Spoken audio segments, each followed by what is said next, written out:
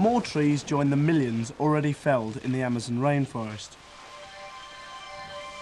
Does it matter? I mean, after all, the rainforest in the Amazon basin is the largest on Earth. There are billions of trees in the forest.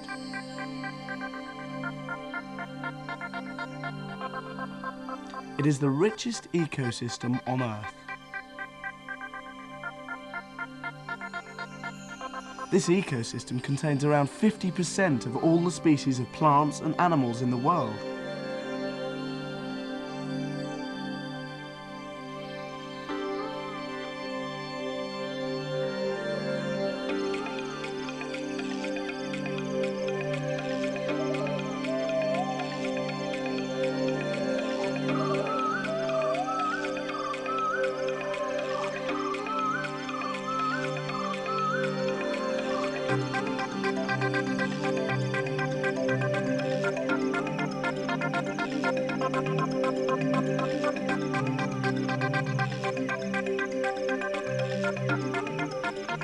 It is the oldest ecosystem on Earth, according to some scientists, more than 100 million years old.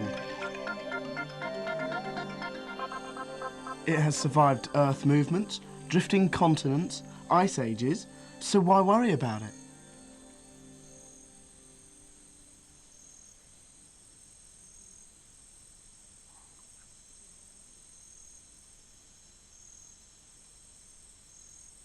We worry about it because forests like this can become wasteland like this in a matter of months. And no one knows whether it will recover.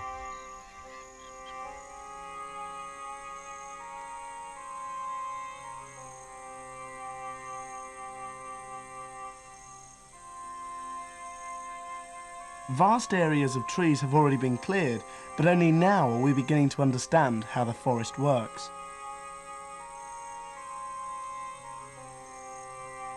We're going to look at the conditions which exist in the rainforest that make it so unique and such an important environment. The Amazon rainforest stretches from the east coast of Brazil to the foothills of the Andes in Peru. The forest area is nearly 8 million square kilometres. That's 30 times the size of Great Britain.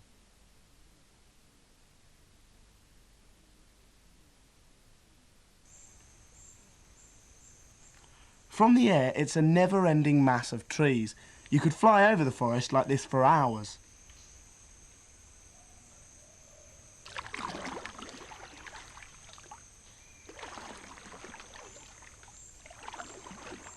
Seen from the rivers, it's a jungle, a chaotic tangle of life.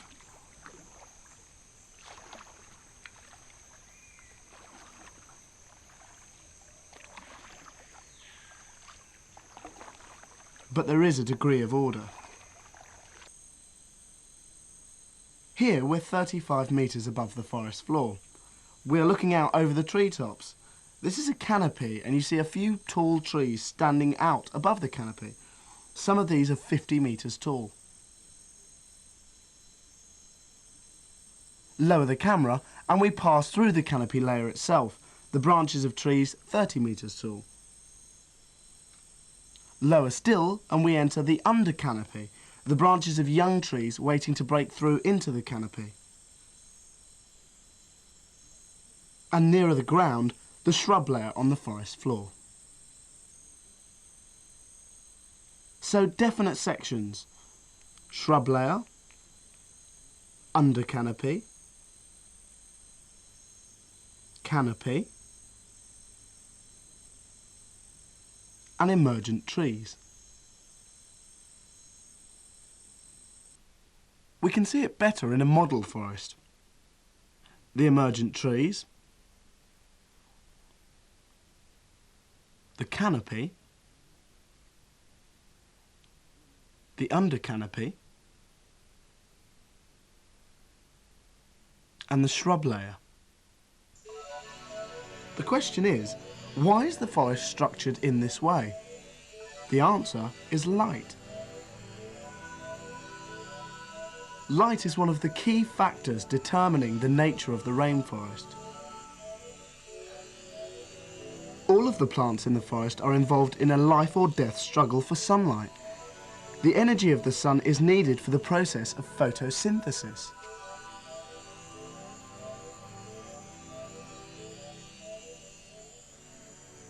Once the canopy was formed, sunlight was almost completely shut out from the forest floor.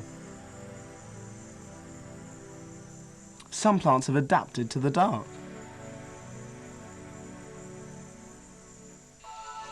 Some will catch the sun for only a few minutes of the day. Some make a dash for the canopy. Trees grow tall and straight towards the light. Others climb towards the sunlight. They cling onto the trees and they can be more than 100 meters long. If a tall tree should fall, there's a rush to take its place and break out into the light.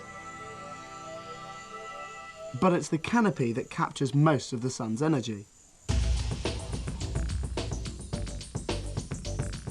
That's why it's the engine of the rainforest.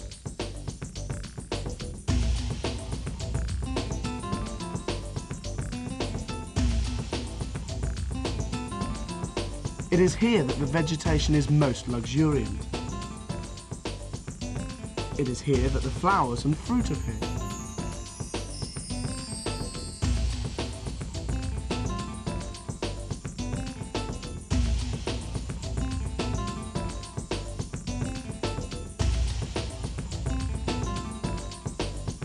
And it is here that most of the animal life is found.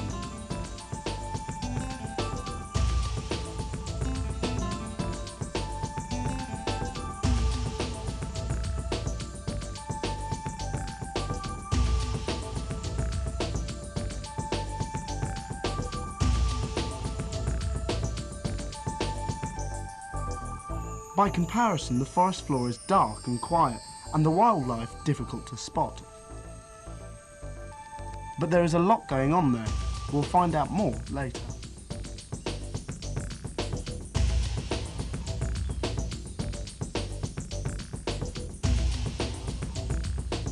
As well as light, plants need water and warmth, and there is no shortage of either. In fact, Amazonia is one of the wettest places on Earth. An average of 2,000 millimetres of rain falls here each year. It is also one of the hottest places on Earth. Why is there so much rain? This is the Amazon basin on the equator. The temperature rarely falls below 25 degrees Celsius. The high temperatures mean that the air over the basin is warm. Warm air tends to rise, creating an area of low pressure below. Moist air is drawn into this low pressure from the Atlantic Ocean, where pressure is higher, and it causes rain. But that doesn't explain this. Watch. This happens most days all over the rainforest. During the day, clouds build up, and in the afternoon, there is rain. What causes it?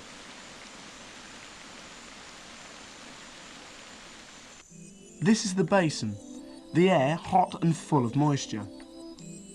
As the sun gets higher in the sky, temperatures rise, and locally, the air begins to rise.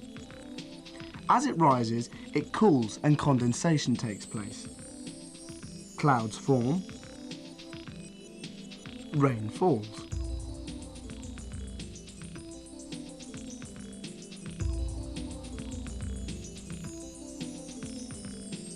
This is classic convectional rainfall, and it occurs all over the basin as the sun tracks towards the west.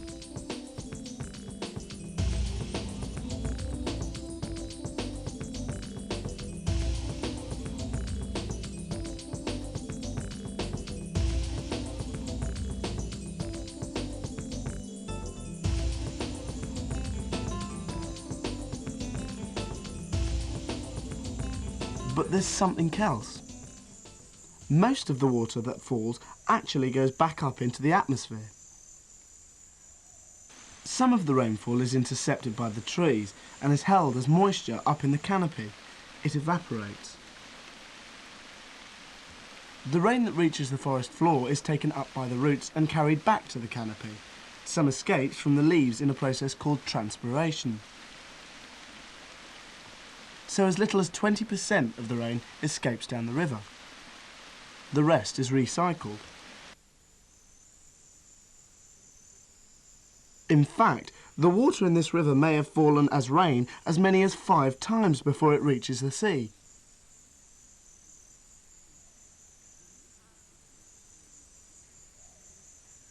High temperatures and heavy rainfall lead to high humidity in the forest. Conditions are ideal for plant growth, but the trees need something else.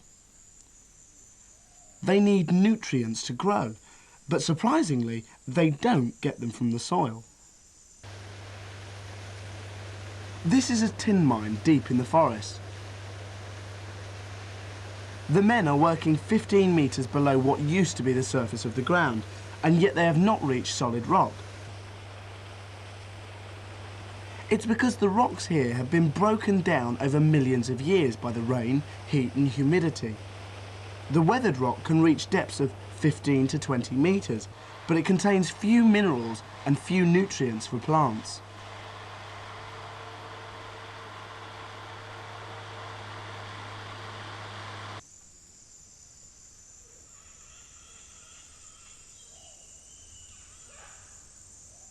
Look at the roots of this fallen tree.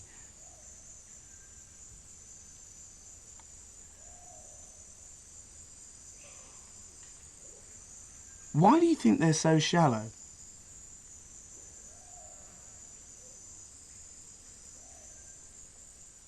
Living plants depend upon nutrients taken up from the soil. Soils in the Amazon basin seem to be deep, but they are poor because the nutrients have been washed out. So the trees send down only a few thin roots into weathered rock.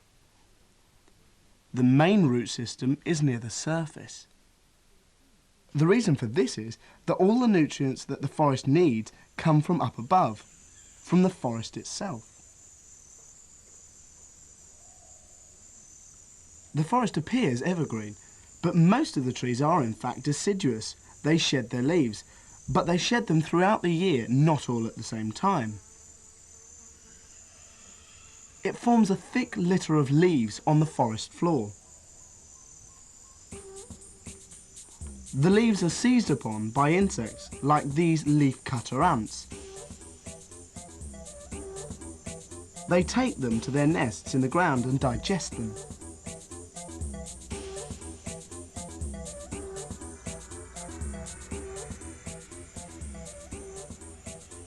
Fallen trees or branches are attacked by termites.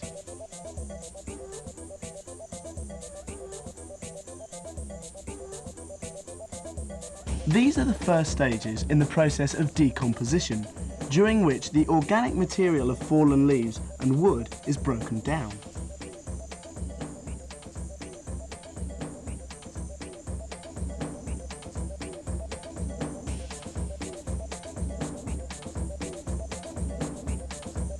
In fact, in conditions which can decompose rock, entire trees can quickly crumble away once they fall.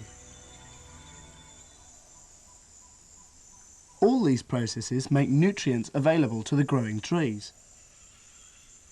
And the forest has evolved ways of capturing the nutrients before they get washed away by the heavy rain. Look again at the forest floor. It's a tangled mass of fibrous roots. In amongst the roots are fungi which help in the decomposition process. It's a highly efficient system which soaks up everything that's available and feeds the trees. Other plants in the forest have their own ways of getting the essentials of life. Some plants grow halfway up big trees, rooting in crevices where rain and leaves collect.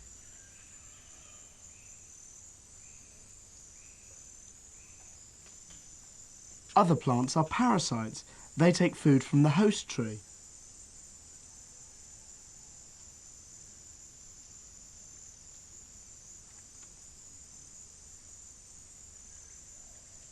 while others send out long roots from up above which can take in moisture from the air.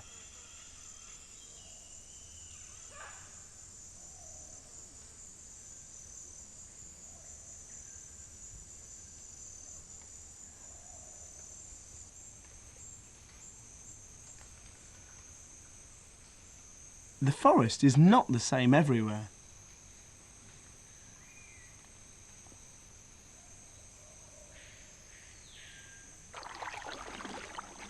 Here we're in what's known as the flooded forest. The trees have adapted to being submerged for part of the year.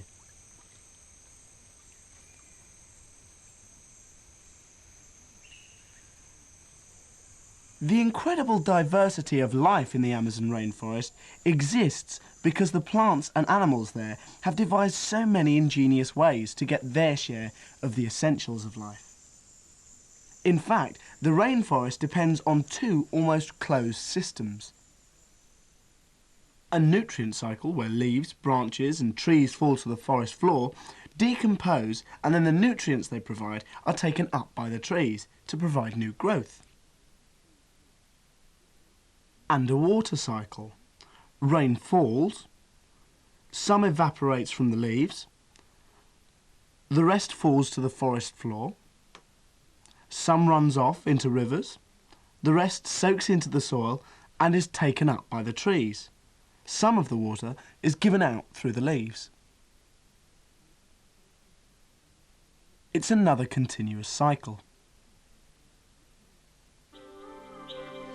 Cut down the trees and you break these cycles.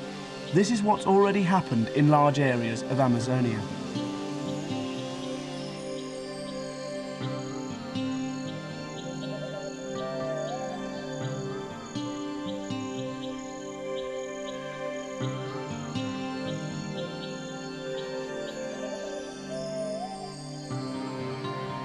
Rain is no longer intercepted and held in the forest. It strikes the surface of the ground direct. The nutrient-rich humus layer of soil is washed away. All that remains is poor rock debris, leached of its nutrients, useless earth.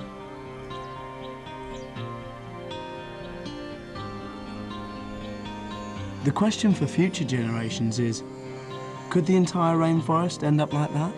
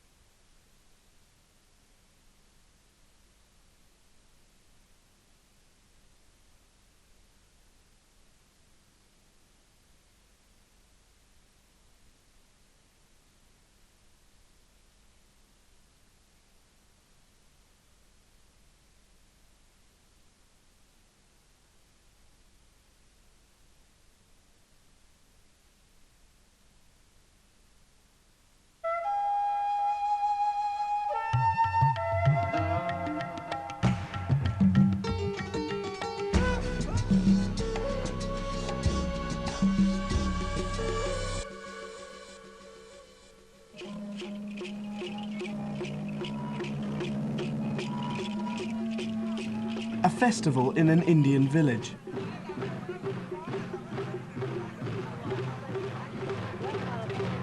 The Chikuna form the largest Indian population in the Amazon region, and like all indigenous people there, they're fighting to hold on to what's left of their culture.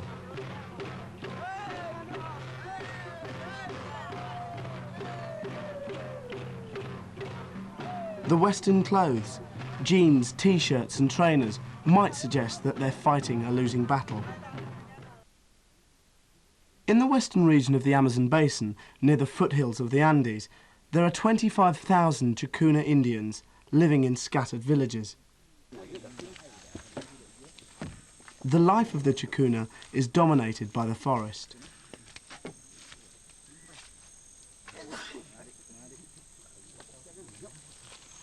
Here, a huge tree trunk has been hollowed out to make a canoe. The heat and smoke from the fire dries out the wood, but when it is warm it can be stretched from tree shape to canoe shape.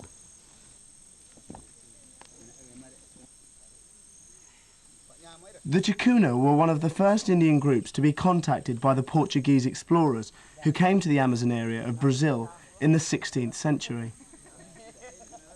Like many Indian people, their culture has been changed a great deal by contact with the outside world.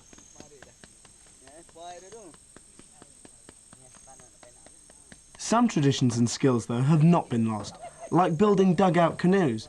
It's been going on in this way for centuries.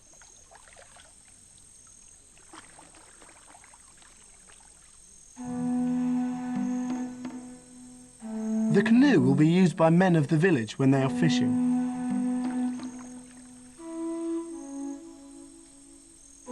The Amazon River system teems with fish.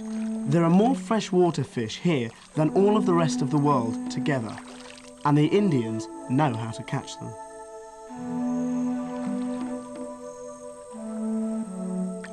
The fisherman uses a line to catch his fish.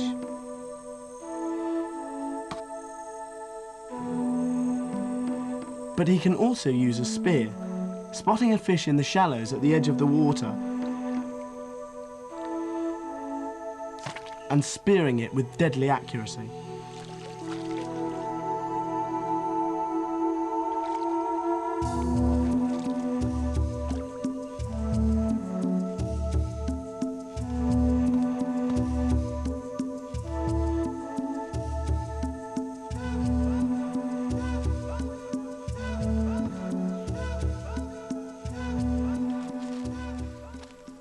Fish are the main source of protein for the people of Tabatinga.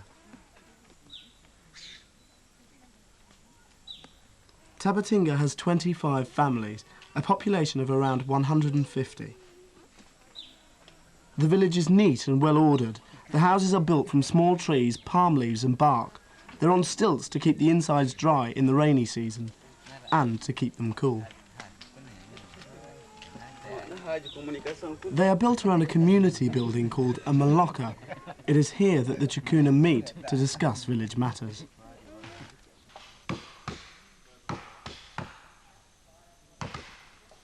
The land around the village is divided up into individual plots for each family, but everyone in the community helps with the heavy work of cutting down trees.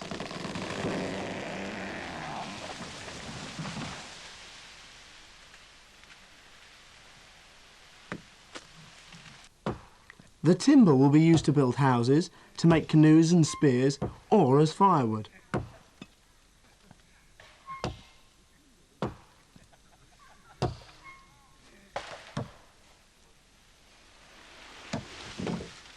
But the real purpose of this bout of tree felling is to clear an area of land of about 3 hectares for growing food.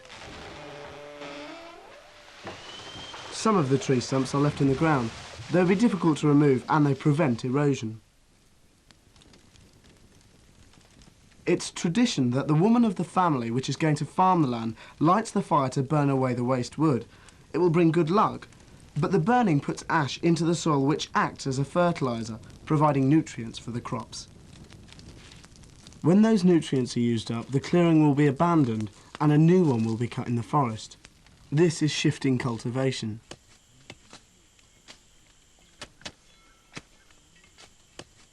The plot looks very untidy.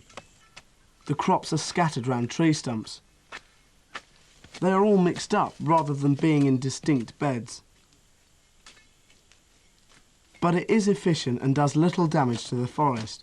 In fact, the land may be farmed again after 30 years. This is the main crop, manioc. a root vegetable that is a central part of their diet. They also grow pineapples, bananas, some corn and beans. Any surplus is sold or traded, usually for clothes.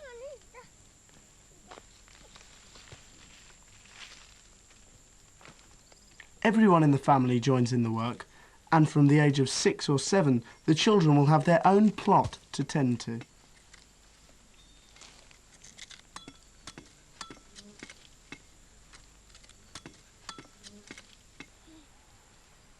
The village has come to depend more and more upon gardens like these.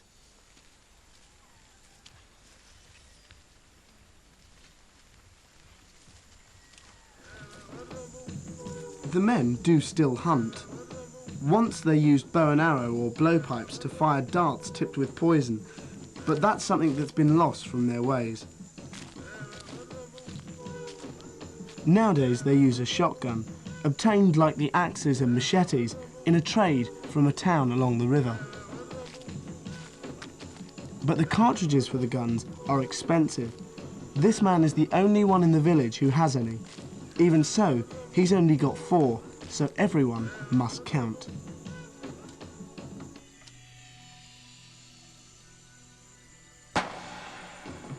The hunter is an expert shot. This time his catch is a grey Saki monkey. Kills like this are rare, and the Chikuna depend much more upon the river for food. The Indians can find a use for just about everything in the forest. They know that there is poison in the roots of this vine. They're going to use it to catch fish. Again, this is a communal activity. While one man builds a dam, the others cut a mass of roots. They carry the roots about 1 kilometre upstream.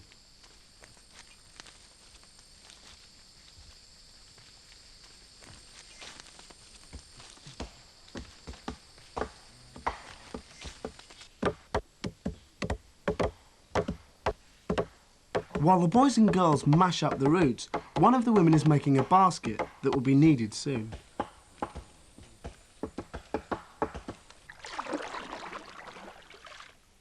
The mashed up root is swirled around in the water.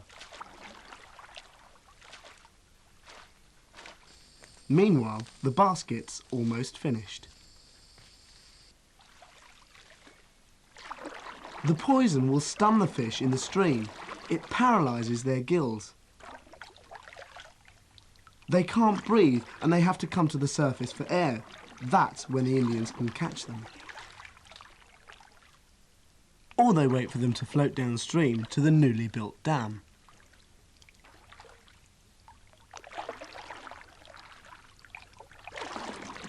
Fish is the main source of protein for the Indians. This catch is a week's supply of food for 2 families. It's not only the vines that are poisonous. Manioc, the main crop from the garden, is also poisonous. The Chikuna know how to get rid of the poison so that the root will be safe to eat. First it's ground up, then it's put into a special basket made from woven palm leaves.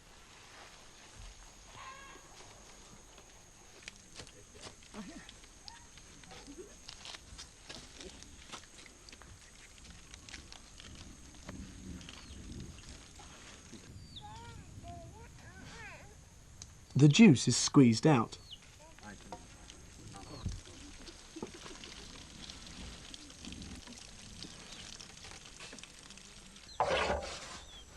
The manioc is cooked in a very large pan over a fire.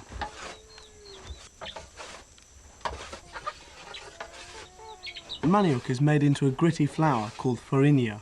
It is an important source of carbohydrate.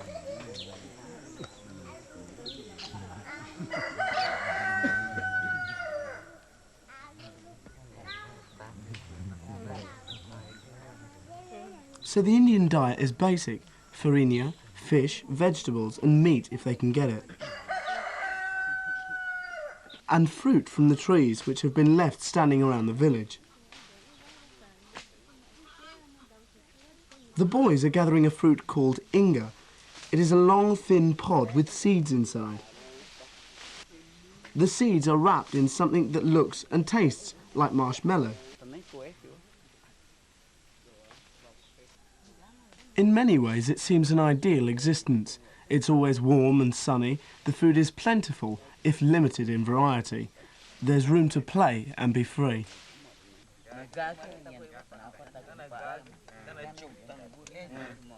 The Chukuna work hard, but if there's no work to do, they love to sit and talk and share a joke. But there are pressures on indigenous people throughout Amazonia, not just in terms of outside influences on their cultures and traditions. The lands are constantly under threat from business interests who want to set up cattle ranches or dig for minerals or cut the trees down for valuable timber or just from land speculators. In the past decade, more than 500,000 indigenous people have been moved from their traditional lands, often forcibly. There have been many killings.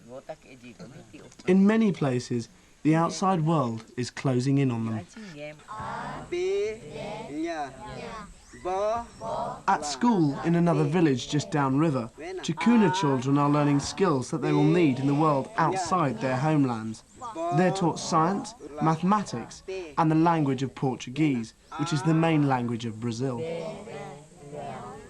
But they also have lessons in their own language of Chukuna and about Chukuna culture, which is still very strong. Back to the festival. It is taking place in a bigger Chukuna village, an hour by canoe from Tabatinga. The centrepiece of the event is an ancient ritual. There are many like this within other Indian cultures in Brazil. This girl has just reached puberty. To mark the transition from childhood to adulthood, and as a punishment for her sins as a child, every hair on her head is pulled out. She's been given an alcoholic drink to make her drowsy, but it's still incredibly painful.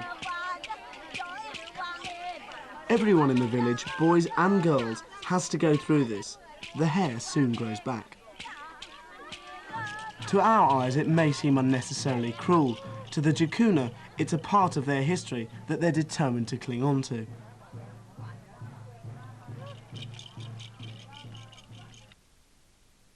"800 kilometres to the east on the banks of the river Taruma live the Ramundo family. They're caboclos, descendants of Indians, Portuguese settlers and African slaves. Their way of life is quite different. Caboclo people don't live in villages. They own their own plot of land, usually by a river. They are small farmers and spend most of their time working on the plot.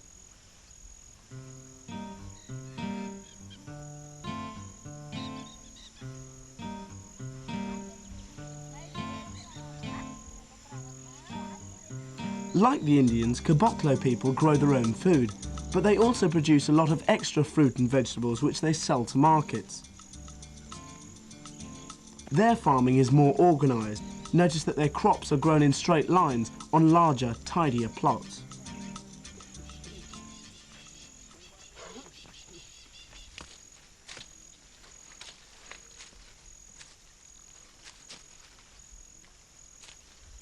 The caboclos usually clear an area of forest and plant it. When the soil is exhausted, they enlarge the clearing, leaving the old land as pasture. Eventually, the clearing becomes very large and it is more difficult for the forest to regrow. This is another form of shifting cultivation. It is slash and burn cultivation, and it can cause permanent damage to the forest.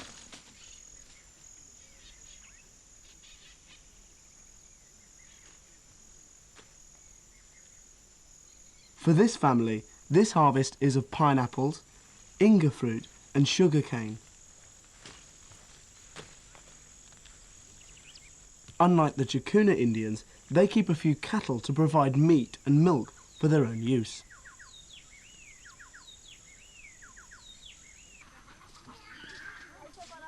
Caboclo family are much more involved in the local market economy than the Indians.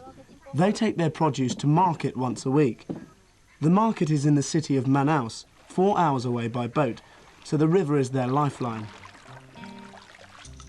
Being able to trade, sell their produce and buy other goods gives them a different way of life to many of the Indian people in the region. Further east along the river, there are Caboclo people with another lifestyle altogether, a lifestyle not based on the forest. Here, the trees have been cleared. In the basin of the Amazon, the people live on the Várzea, the levees and islands of the floodplain of the river. For 6 months of the year, they're surrounded by water. In the dry season, their homes are on land, but during the wet season, the river level rises, and this causes many problems. The farmland is underwater, and they depend on their livestock and fish from the river. Every morning, the men from each family have some hard work to do, cutting down long grass that grows on the flooded meadows of the Amazon plains. It's hard to imagine that in the dry season, this will be farmland. It will be some of the most fertile land in the Amazon basin because of the silt deposited by the river during flood. When the water is high, it's a different sort of harvest.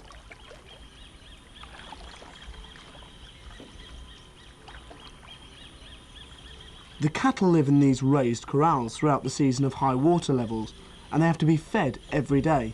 It's back-breaking work. But it's worth it. For this small farmer, a cow is a good investment. It can be kept for food, but it can also be sold if the family needs some money quickly. Also, a cow will continue to grow whatever the weather, whereas crops in the field depend upon the changes in the river. Fishing is no easier than farming in the wet season. There is much more water in the river because of the rain, so the fish that live there have more room to move. That makes them more difficult to catch.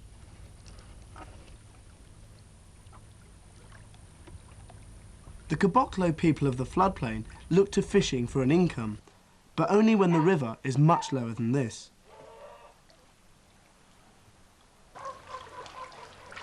The season of low water is the season of plenty, when the abundant crops from the farmland and the fish from the rivers provide food to sell in the markets and for storage for winter.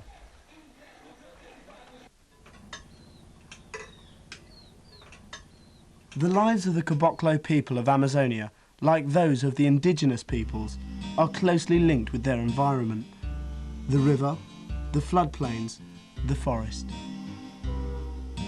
But those places are changing rapidly under growing pressures of development, so the lives of the people will also change forever.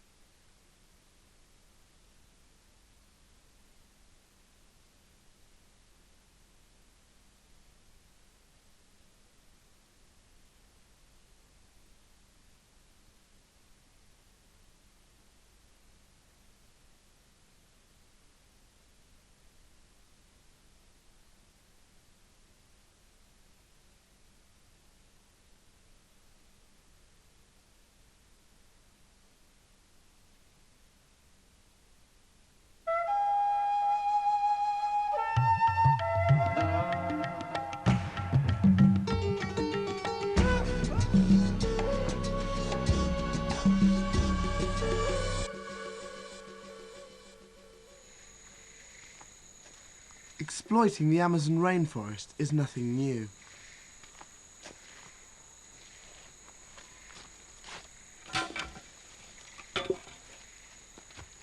The first kind of industrial activity was this.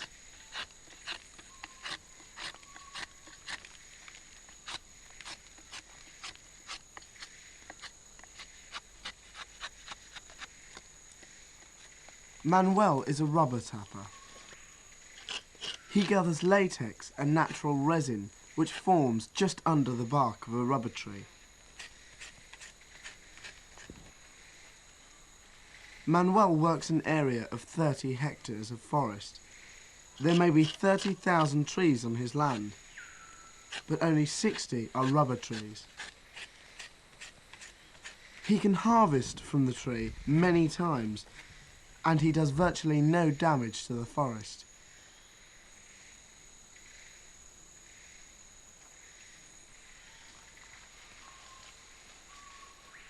In this, Manuel is almost unique among those who exploit the rainforest.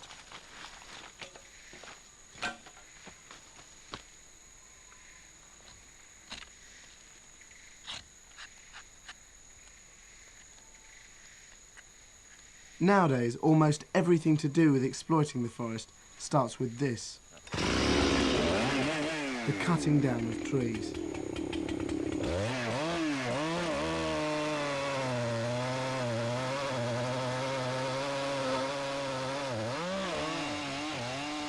Here they are being cut down for timber.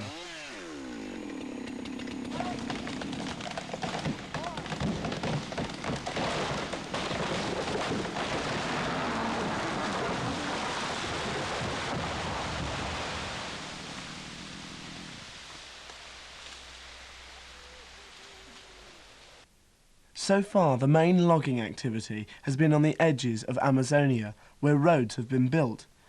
In fact, transport is a major problem. That's why only the most valuable trees are cut, and that means mahogany. Mahogany is worth up to £500 per cubic metre on the world market. Demand for mahogany is particularly high in the United Kingdom because many people like to have mahogany furniture or doors. Unfortunately, mahogany trees are also quite rare, and they don't grow close together. Only 1 to 2 adult trees are found per hectare. That has serious consequences. To get to a mahogany tree in the middle of the forest, roads have to be cut through.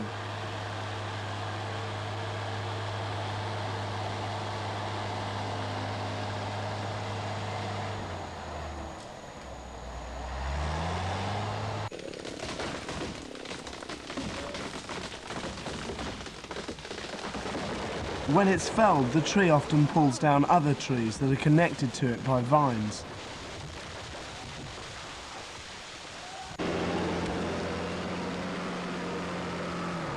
Then the cut tree has to be dragged out to the road. More trees are damaged on the way. For every mahogany tree that is to be cut, as many as 28 others are damaged in the process of getting it.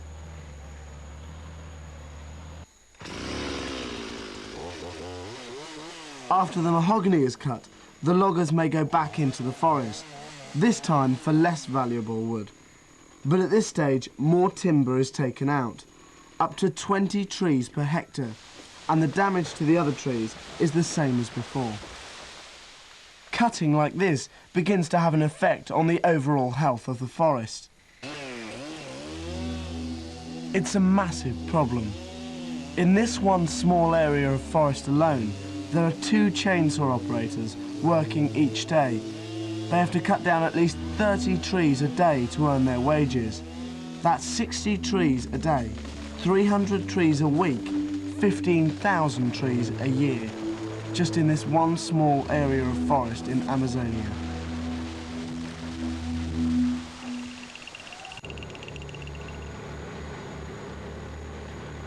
The movement of lorries loaded with felled timber is relentless.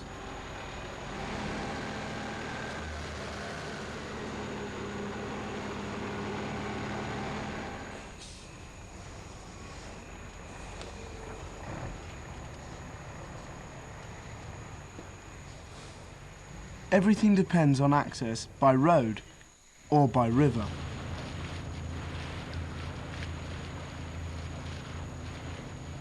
This raft is made up of around 3,000 freshly cut mature trees.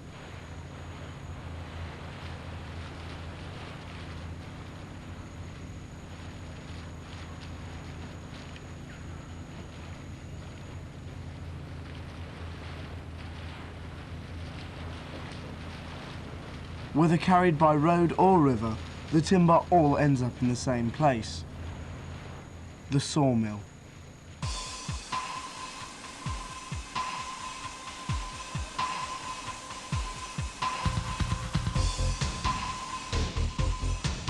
It is estimated that there are 4,000 sawmills in the Amazon region.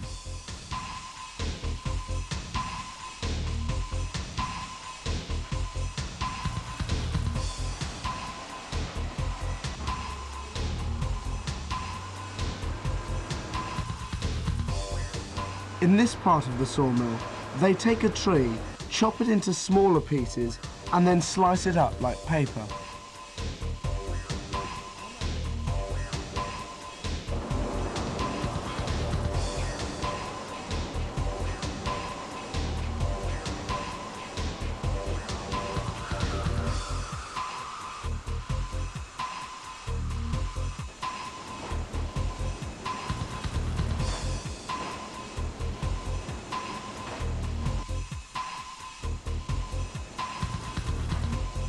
These thin sheets of wood will eventually be glued together to form the inside layers of plywood and used to make cheap furniture.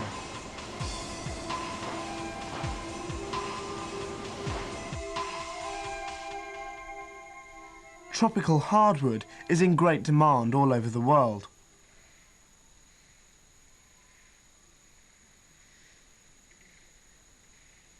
Up to now, most of it has come from the tropical rainforests of Asia, but the tropical rainforests there are almost exhausted, so the attention of the logging companies is turning more and more to the Amazon.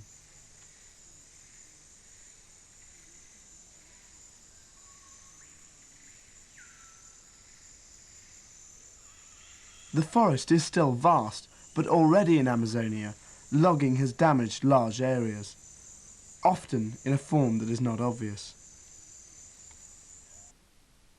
Elsewhere, there is no doubt that large-scale destruction of the forest is taking place.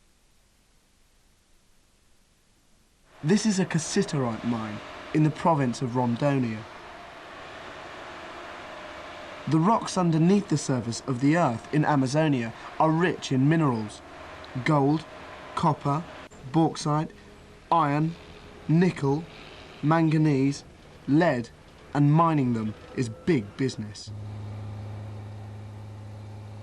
The mine is called Bom Futura. It means great future. At one time it was the largest tin mine in the world.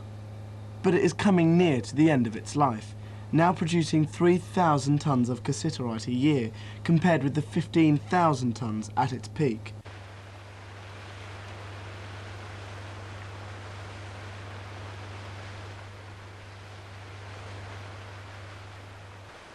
The cassiterite ore is found in weathered rock, and it can be mined using high-pressure hoses.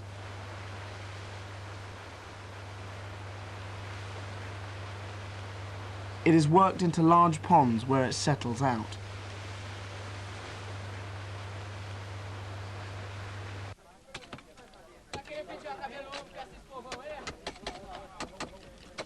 Left in the middle of the site is a hard core of unweathered rock, which won't yield to hoses, but it still contains some ore. The only way to get at it is with a pick and shovel. The work is very hard and the rewards are small. Men, women and children live and work on the mine to scratch an existence. Each one stakes a claim to a hole in the ground and keeps the proceeds. They're lucky if they earn £10 a day.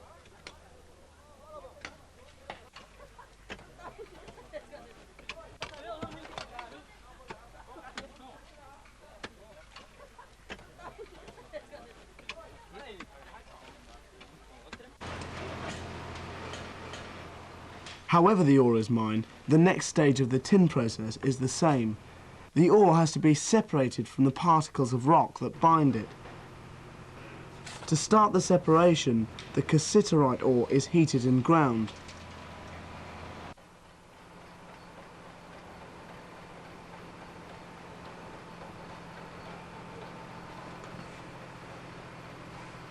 The process is carried out several times.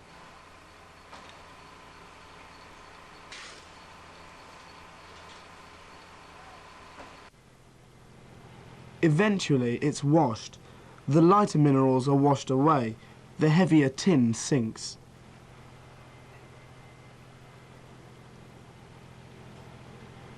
This is the final product from the mine. It will be exported all over the world to make tin cans. It's valued at $6,000 a tonne. But this is the environmental cost, an ugly scar on the landscape. Amazonia already has many mines like this, and there are other things that are waiting to be exploited from under the Amazonian soil. Large reserves of oil and natural gas have been discovered, and there are deposits of uranium. So mining and extraction are set to make this sort of impact on the Amazon rainforests well into the next century.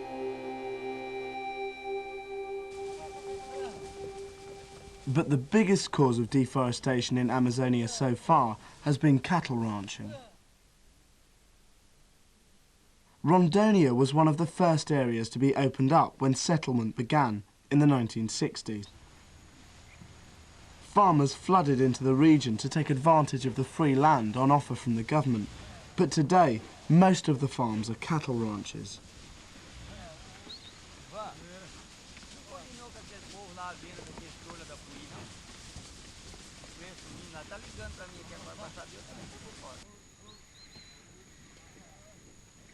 This is the Dallas Ranch in Rondonia.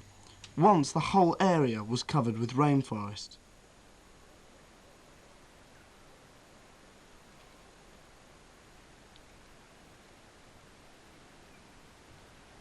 Now it's so big that the ranch owner has to give instructions to his ranch foreman by mobile phone.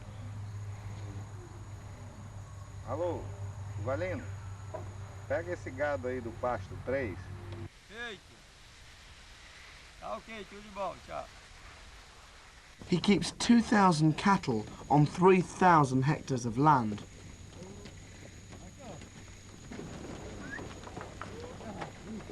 It sounds huge, but by Brazilian standards, this is only a medium-sized ranch. The neighbouring farm covers 15,000 hectares.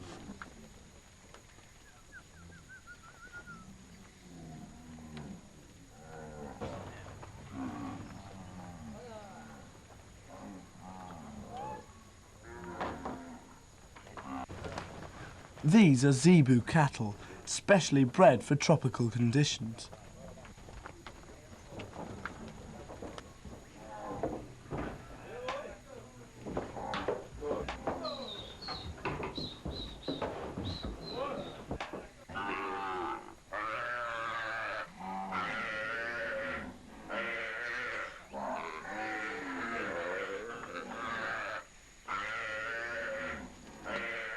Ranchers here use the modern techniques of beef and dairy farmers around the world, like artificial insemination to improve the quality of their stock. It was once said that Amazonian beef was used in hamburgers in the fast food outlets around the world. But in fact, it's not true. Amazonia doesn't produce enough beef for its own population. The reason for this is that cleared rainforest gives way to poor cattle pasture. Much of the soil in Amazonia is highly acidic and not very fertile. Within 2 or 3 years, the only thing that will grow is grass. Grass so poor that even the cows are reluctant to eat it. It would need huge amounts of fertilizer to turn it into rich pasture, and fertilizer is simply not available in quantity in the area. So cattle get what they can from the grass, then have to be moved to other fields. If the rancher runs out of pasture, he simply clears more forest. But clearing land for grazing is a way of claiming possession of land in Brazil. And the big companies who own the cattle ranches now own vast areas of Amazonia. They will control more, if only because other settlers are deserting the land.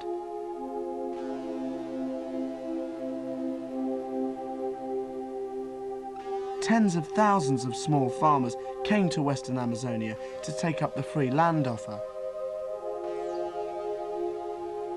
Roads were built to provide access.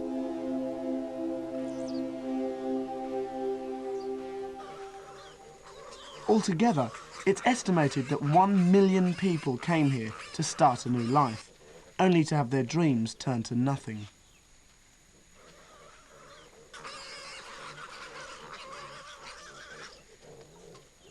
Marisvaldo de Souza was one of those settlers. He came to the state of Rondônia in 1984 after seeing television advertisements which promised a new start and a new place.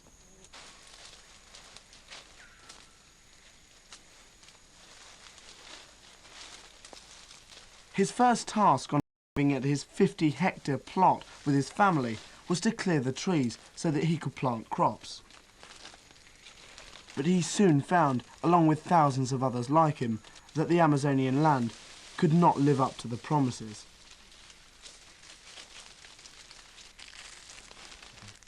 Though this may look plentiful, the infertile soil generally gives poor yields. Marisvaldo gets by with a main crop of coffee.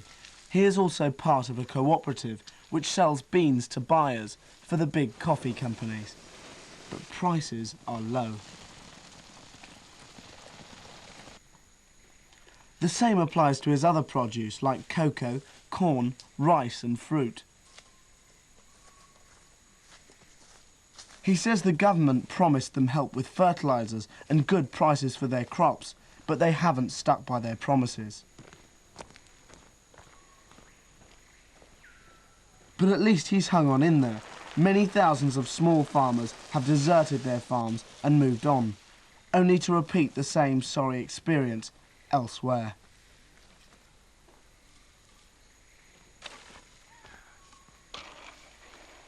Taken all together, the exploitation of the Amazon rainforest so far has proved highly damaging. Estimates of the rate of deforestation vary widely and are the subject of much argument. Environmental campaigners say that the rainforest will have disappeared in 40 years' time. The Brazilian government's official figures talk about a lifespan of another 300 years and more. Whatever the lifespan, can we afford to lose one of the natural wonders of the world?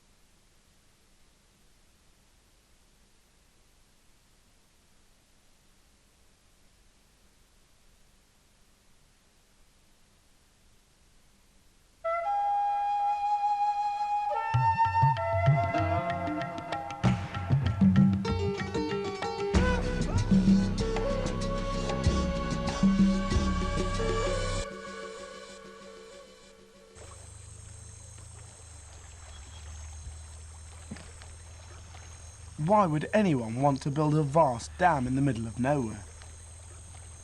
Create one of the largest artificial lakes in the world? and in the process flood 2,400 square kilometres of rainforest.